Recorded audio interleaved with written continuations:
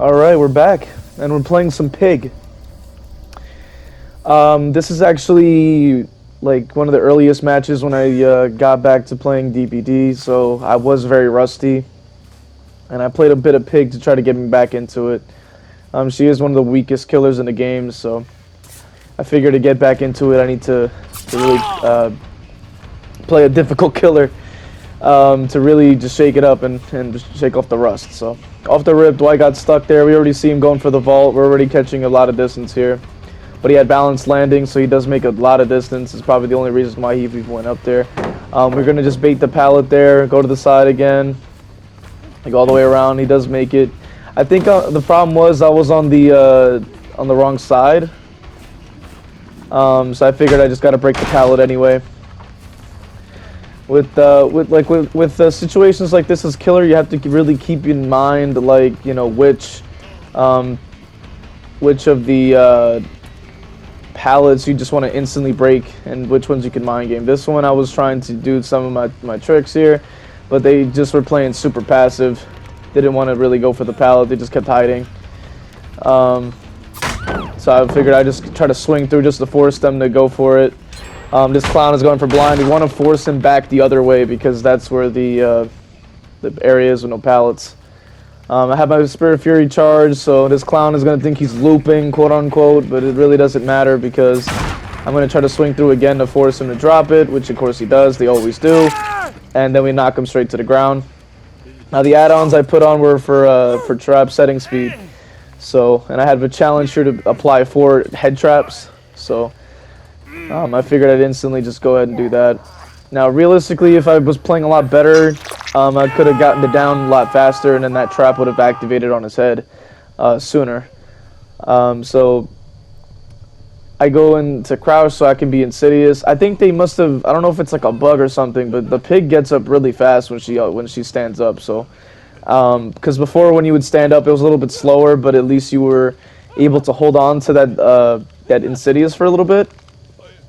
I don't know if it was even remotely intentional, but yeah. So we do get the hit on Nancy, which is fantastic for us. We're just staying close by.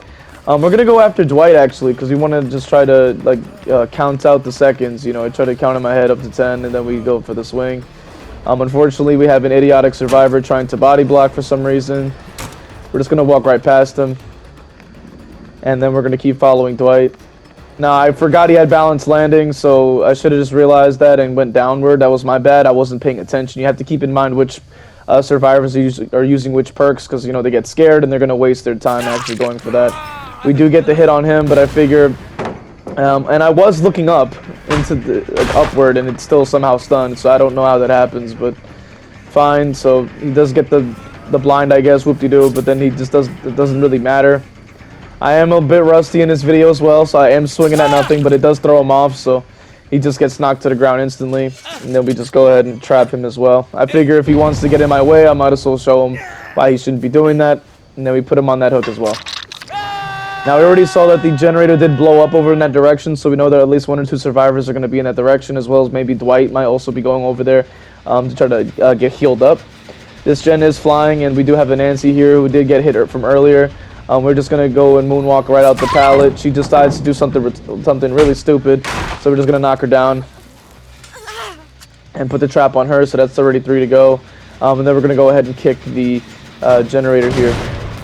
Now, the build I'm running, if you probably haven't seen it already, obviously Spirit Fury, Enduring, Deadlock, and Corrupt. I figured that because I haven't really played the game in a while, and because I don't really play Pig, I figure I would use one of my Ghostface builds on Pig because they are kind of similar.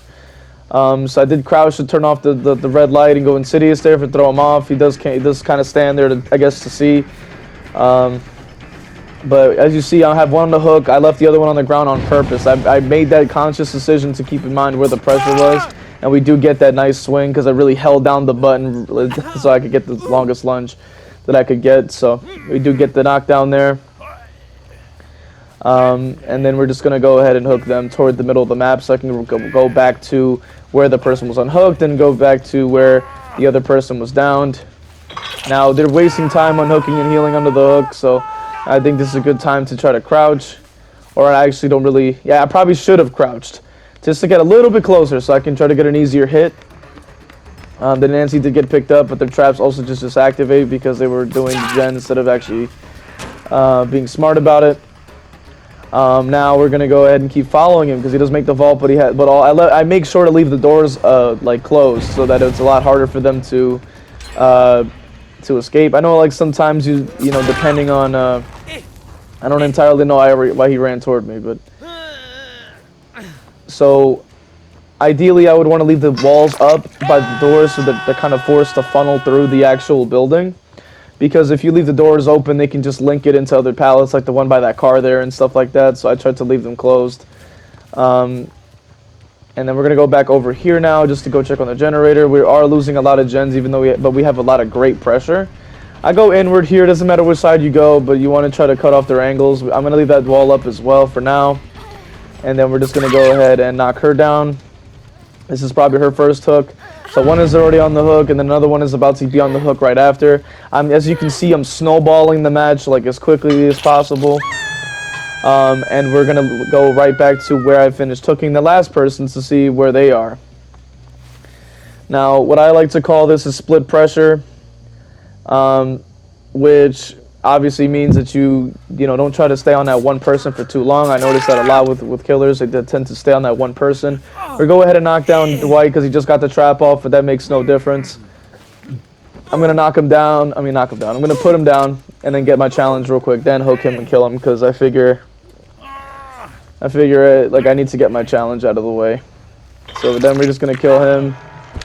And then the other person is very close to dying. The other one is giving up apparently. I just knock him down and start trying to look for the Claudette.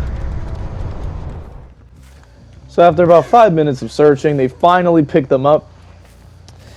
And it's usually pretty boring to do that, but at this point I just wanted to try to get back into the groove and try to get as many kills as I can. This kid gave up, but thankfully he was ratting out his teammates, so I go ahead and follow him around. So you can show me where they are. So they're saying that they're in there. We're going to go after them. So now we see where the Claudette is. Now with situations like these, and there you go right there, as I had broke the wall earlier, that's what I was saying. Is I should not have broken, like at least for me, when I play this map, I don't tend to break the walls. I don't tend to break the walls that much at all. So that kind of cost me a little bit because it extends the chase way more than it needs to be. So, as I was gonna say, like in situations like these where like I would hope that the survivors will just rat out their teammates, mainly so it makes the game just end quicker. And at least when I play killer, I try to be fair about it. You know what I'm saying? Not in the sense that I follow the rule book. I was trying to swing there a little bit early, but I don't know if there was like a delay when you crouch and uncrouch, like you can't really swing, so that kind of threw me off there, which honestly cost me a lot of distance there.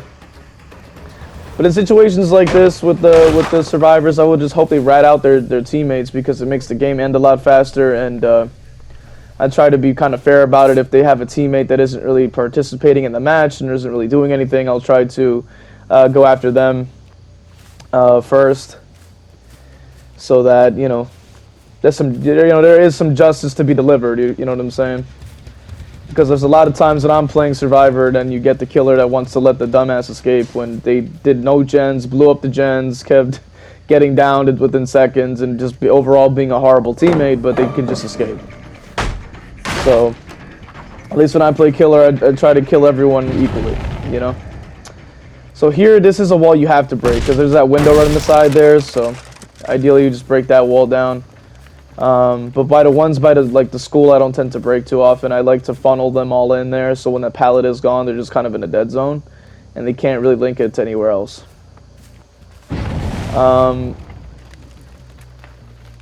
So we see them crouching behind the trash because that's what they relate to the most. We're just gonna follow through and keep going our way.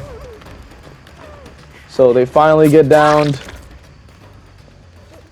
Now here I was trying to go find the other guy because they were still waiting around to just going AFK by the hook. I was trying to get them to like to show up, you know what I'm saying, to pull up to, so we could go teabag the Claudette, because as I've said before, you know, I tried to at least, you know, BM the people that don't play the game, you know what I'm saying? It's just out of fairness, you know what I'm saying? So I'm trying to gesture like, yo, like let's go over there, but he wants to stand there like a clown, so. I just go ahead and pick up Claudette and put them on the hook. I'm gonna try to put them on the hook next to the person. I've had matches like these, or like you know, the killer understands like this one teammate needs to like get, you know, teabagged and pointed at, so I put them on the hook. I'm trying to tell them, like, hit them and no and do the thing. I'm trying to get him to like point, you know what I'm saying, as well if you can. Maybe teabag as well, which is great. So we're just gonna hit him on the hook, but then he starts running away, and I was like, no, you're not gonna get away because you still die for ratting out your teammate. You know what I'm saying? Like I said, everybody gets killed equally. If you want to be a rat, thanks for the info, but you still die as well. So there he goes, he dies as well. I tell him, no, you're not running away. If he stayed close by, you know, at least I would have, you know, I mean, I still would have killed him regardless, but, you know, like I said, you know what I'm saying? So let's go ahead and hook them, hit them on the hook. Now they did send in like some messages, but I wasn't gonna include that in the video. I just don't really want to, you know, acknowledge the negativity. But anyway, if you made it this far, I'd like to thank you for watching. If you made it this far, do all the YouTube things, leave a like, comment, subscribe, all that kind of stuff. If you want to see more content like this, you obviously do the same thing I just said, YouTube things. Yeah, thanks for watching.